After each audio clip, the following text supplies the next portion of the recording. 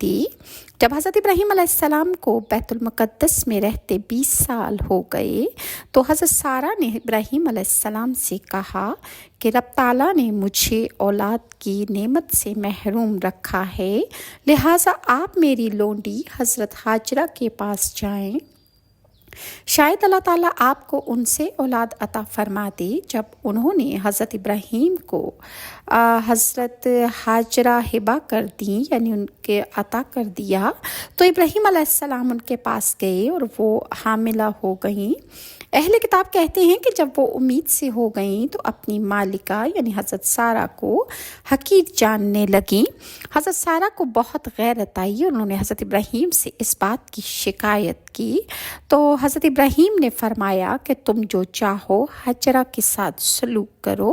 حضرت حاجرہ کو اس بات کا بہت زیادہ خوف ہو گیا، لہٰذا وہ بھاگ کر ایک چشمے کے پاس تشریف لے گئیں۔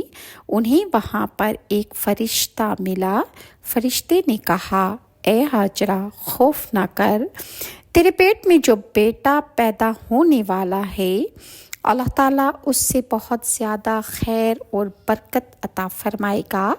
اس نے انہیں واپس جانے کا حکم دیا اور فرشتے نے انہیں خوشخبری دی کہ ان کے ہاں بیٹا پیدا ہوگا اور اس لڑکے کا نام اسماعیل رکھنا۔ وہ گورخر کی طرح آزاد مرد ہوگا، اس کا ہاتھ سب پر ہوگا اور سب اس کے ہاتھ کے نیچے ہوں گے، اور وہ اپنے بھائیوں کے سارے ملک کا مالک ہوگا۔ حضرت حاجرہ علیہ السلام نے اس بات پر اللہ تعالیٰ کا شکر ادا کیا۔ یہ خوشخبری آپ کی اولاد میں سے حضرت محمد صلی اللہ علیہ وآلہ وسلم پر صادق آتی ہے، کیونکہ عربوں کو نبی صلی اللہ علیہ وسلم کی وجہ سے سرداری کا مقام حاصل ہوا اور مشرق و مغرب کے سب ممالک ان کے قبضے میں آ گئے، اور اللہ تعالیٰ نے آپ کی امت کو وہ علم نافع اور عمل صالح عطا فرمایا جو اس سے پہلے کسی کو بھی نصیب نہیں ہوا تھا۔ اس کی وجہ یہی ہے کہ اس امت کے رسول اور تمام رسولوں سے افضل و اشرف ہیں۔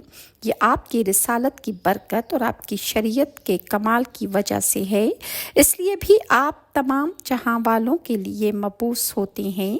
جب حضرت حاجرہ واپس آئیں تو ان کے ہاں اسماعیل علیہ السلام پیدا ہوئے۔ کہتے ہیں کہ جب حضرت اسماعیل علیہ السلام پیدا ہوئے اس وقت حضرت ابراہیم علیہ السلام کی عمر مبارک 86 سال تھی، اور بعض مفسرین لکھتے ہیں کہ آپ کی عمر مبارک 80 سال تھی۔ حضرت اسماعیل علیہ السلام اپنے بھائی اسحاق سے 13 سال پہلے